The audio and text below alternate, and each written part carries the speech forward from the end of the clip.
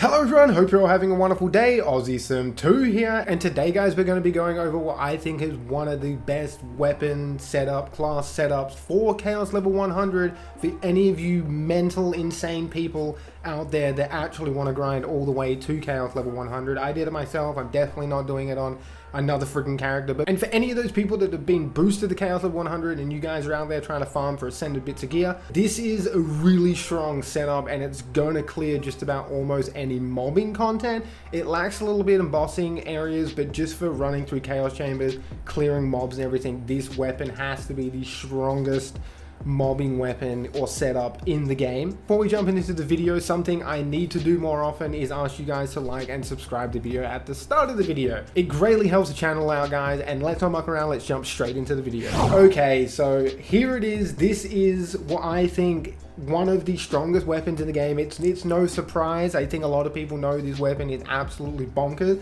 and that is the Ruby Spike. Now, why is the Ruby Spike so strong? How does it work? So it does have an alternative firing mode. So as you can see here, this is just the base firing mode. And what you need to do is you need to look for some kind of visual change on the Ruby Spike when you switch to the other firing mode to know you're in that firing mode. So now as I switch to firing mode, I'm getting this little like orange crosshair thing at the back of my scope to let me know that I have switched my firing mode. Now, there are some Ruby Spikes out there that when you do switch firing mode, there is very minimal, if any, visual change on the weapon. That sucks. So as long as you're one with a scope, you'll be fine, but some of those ones can be really annoying. Most of the Ruby Spikes do come with a scope though, so you do get that visual indication that you are in the alternative firing mode. When you are in the alternative firing mode, you do increase the amount of damage compared to just the normal firing mode right off the rip. Now, the Ruby Spike, when you kill an enemy, it activates its smart tracking orb. So as soon as you kill one enemy with this, you can shoot anywhere. It has insane increased fire rate. The darts go flying off into all directions and track out enemies. It absolutely mows down enemies. It is ridiculous. Now, that's kind of how like the Ruby Spike works. Now, what makes it so good? Now, one of the things that makes it so good is it shoots at crossbolts, and when you hit enemies with the crossbolts, they're going to increase your damage by 3%. They last for 5 seconds. Now, this weapon shoots at 3 crossbolts at a time. So if you're in that alternative firing mode, you're building up the max crossbolt stack insanely quick. Now, if you pair that with a Barbalode necklace, not only are you going to be spamming one target when you're in that alternative firing mode, after you've got a kill, you'll activate those smart tracking darts. When you are spamming one target, Barbalode is going to ricochet all those crossbolts out to all the other enemies. So now you're building up other stacks on other enemies without even shooting other enemies. It is insane. This combination, like Barbalode with the crossbolt weapons and like anything else that props with Barbalode, it is nuts. It basically gives everyone play the angles for free. Now this one is ideal because I do have dark magic on it, so if you are using the Ruby Spike, you obviously ideally want a Barbalode in dark magic because it's going to make it that much stronger. Now the other thing to also know is that the effect on the Barbalode says that attacks have a 22% chance to fire attached crossbolt to nearby enemies and refund a portion of the ammo, so you can use that alternative firing mode for longer when you've activated those smart tracking darts. I'll come back to this later because I'm obviously just going to do a brief overview of the build I'm using, because that obviously makes an impact on why the Ruby Spike is performing as well as it is.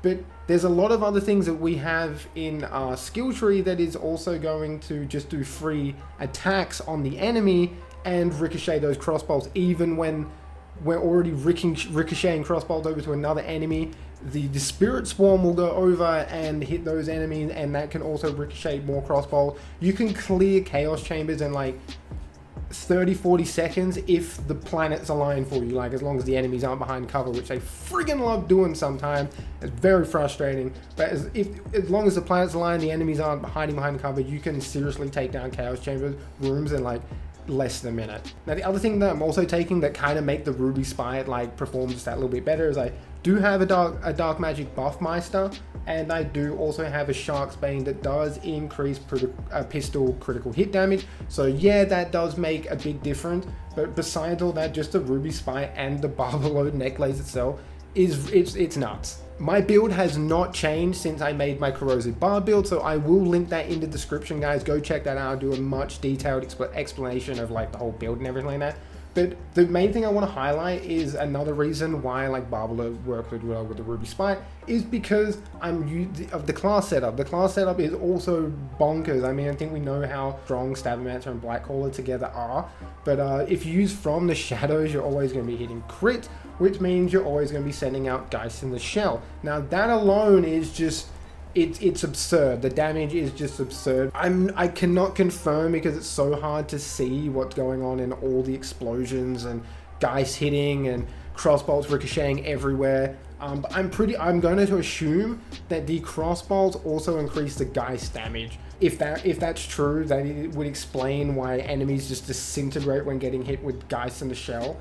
And then the other icing on top of that lovely DPS cake that we are doing, it's the Spirit Swarm. The Spirit Swarm is just ridiculous with the Ruby Spike. As I said with the Geist in the Shell, we're applying crossbolts that are increasing our damage. It's a global damage multiplier. When Spirit Swarm is already hitting like a friggin' bulldozer as it is, like the Ruby Spike's crossbolts is also increasing the Spirit Swarm damage. So it's not just the Ruby Spike that's doing this insane amount of damage. It's also the class that's kind of like synergizing together with the Ruby Spike and the Barbler that makes this like build and class setup so friggin' strong. Just wanted to show off like the build as well, because obviously the build does help the Ruby Spike do so much damage.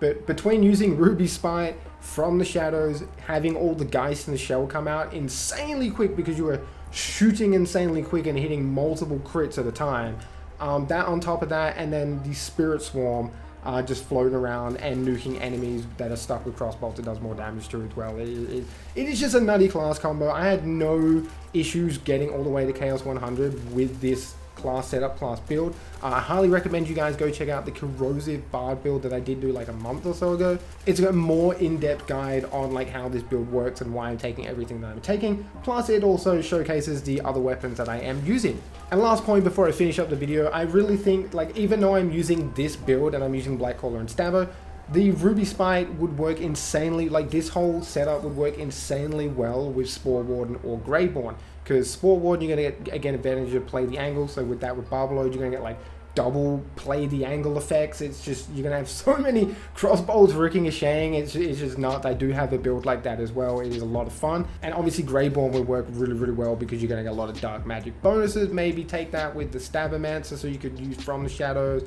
or maybe a Deadshot build or something would probably be very, very strong. Utilizing the Ruby Spike and the Barb Load. And that is basically it from me, guys. Hopefully this video did help you out. It is getting very, very hard to keep making Wonderlands content, obviously, because they're just not adding anything into the game. Adding the extra 50 levels into the Chaos Chamber just wasn't it. You guys already know my friggin' opinions on that. It wasn't the way, but hey, we got it anyway. Also have a giveaway running at the moment. I also have a 1K subscriber giveaway running. Also have a 1K subscriber giveaway running at the moment, guys. I will probably also leave a link to that in the description, but if you go straight onto our YouTube page, it should be like the second most recent video that we have. I want everyone to go over there and enter. It's just a little token to say thank you for all the support on the Wonderlands content and just on the channel in general. You guys have been absolutely amazing and cannot thank you guys enough. And that is basically from me, guys. So until next time, stay safe. Peace out.